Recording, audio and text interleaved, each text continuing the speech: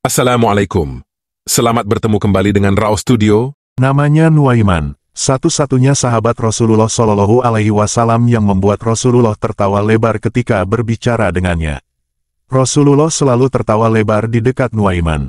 Nuaiman merupakan sahabat dekat Rasulullah, menjadi satu-satunya yang mampu mengundang tawa lebar sang Nabi. Dengan kecerdasan humor yang tak tertandingi, Nuaiman melukiskan senyum luas Rasulullah, mengungkap sisi kehumorannya yang jarang terlihat oleh banyak orang. Sebuah kisah yang mengungkap selera humor unik di antara para sahabat. Lalu, seperti apakah jenis humor yang datang dari seorang bernama Nuaiman hingga Rasulullah selalu tertawa di dekatnya? Ikuti kisah ini sampai selesai. Sahabat Rao Studio, Nuaiman berasal dari kalangan Ansor. Sahabat unik yang satu ini bernama Nuaiman bin Ibnu Amr bin Rafah. Ia juga menjadi bagian kalangan Ashabul Badr karena turut berjihad dalam perang Badar bersama Rasulullah. Hampir semua sahabat Nabi tak lepas dari sasaran keusilannya. Maka tak heran jika orang-orang di sekitarnya pasti tersenyum hingga tertawa bahagia saat bersamanya. Bahkan termasuk Rasulullah sendiri, sudah pasti akan ikut tertawa hingga memperlihatkan gigi geraham pertanda bahagianya. Diceritakan dari Ibnu Majah, suatu hari Nuaiman diajak berdagang oleh Abu Bakar As-Siddiq. Mereka bertolak ke negeri Syam bersama sahabat lainnya, termasuk Suwaibit bin Harmalah. Menjelang siang, Nuaiman merasa sangat lapar. Ia menghampiri Usaibit yang saat itu ditugaskan menjaga makanan. Nuaiman hendak meminta sepotong roti untuk memenuhi perutnya yang kosong. Namun, Suwaibit tetap menjaga amanah dan menolak keinginan Nuaiman. Lalu Nuaiman sahabat Nabi yang jenaka tersebut pun mulai berulah. Karena tak diberi makanan maka Nuaiman mulai usil. "Kalau begitu, artinya kamu setuju saya berbuat ulah," ucap Nuaiman terhadap penjaga makanan.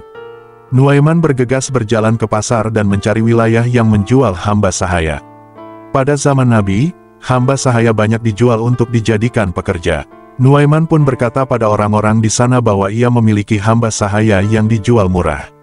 Agar lebih meyakinkan, Nuaiman menyebut bahwa hamba sahaya yang dimilikinya hanya memiliki satu kekurangan.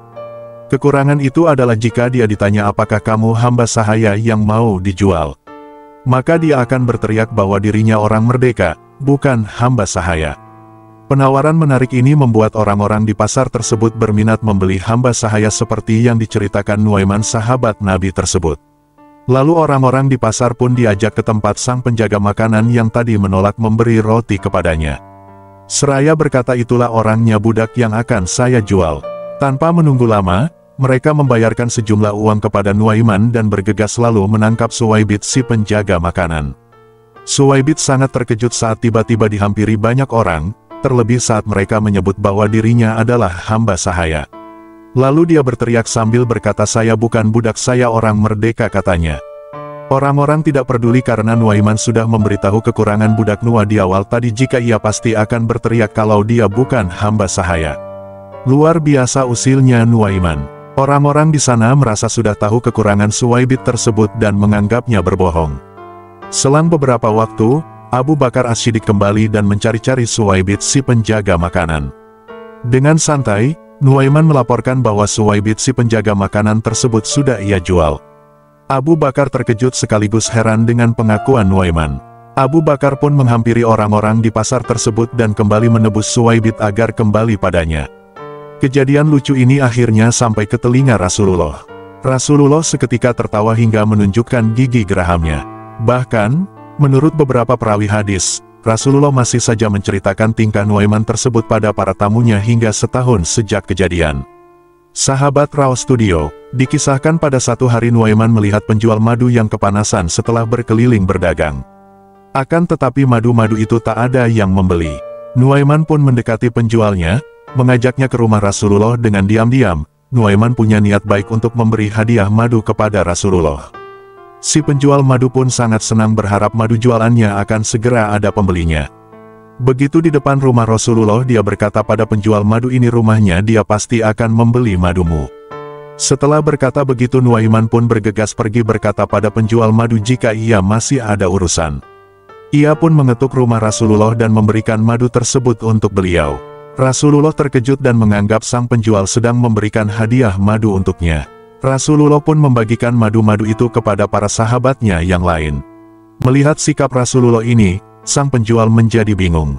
Mengapa madu tersebut langsung dibagikan begitu saja, padahal belum dibayar? Wahai Rasulullah, bayarlah madu itu, pinta sang penjual madu. Rasulullah pun balik terkejut. Namun, ia juga memahami bahwa ini pasti ada kaitannya dengan Nuaiman. Kisah Nuaiman sahabat Nabi ini sukses membuat Rasulullah menggeleng-gelengkan kepalanya. Ini pasti perbuatan Nuaiman, kata Rasulullah. Rasulullah pun kemudian memanggil Nuaiman dan menanyakan maksud dari perilakunya tadi. Alih-alih merasa bersalah, jawaban Nuaiman lagi-lagi membuat Rasulullah tersenyum. Aku ingin berbuat baik kepadamu, ya Rasulullah. Tapi aku tidak punya apa-apa untuk membeli madu tersebut untukmu. Sedang aku kasihan padanya dari tadi berkeliling akan tetapi tidak ada sahabat yang mau membeli madunya. Lalu aku berpikir dengan cara ini sahabat pasti akan membelikannya untukmu ya Rasulullah, ujar Nuaiman. Dari kisah Nuaiman sahabat Nabi ini, dapat diambil hikmah bahwa Nuaiman memiliki hati yang baik. Begitulah terkadang sahabat-sahabat Rasulullah. Ada kalanya Rasulullah mengalami momen-momen bahagia bersama para sahabatnya dan tertawa bersama.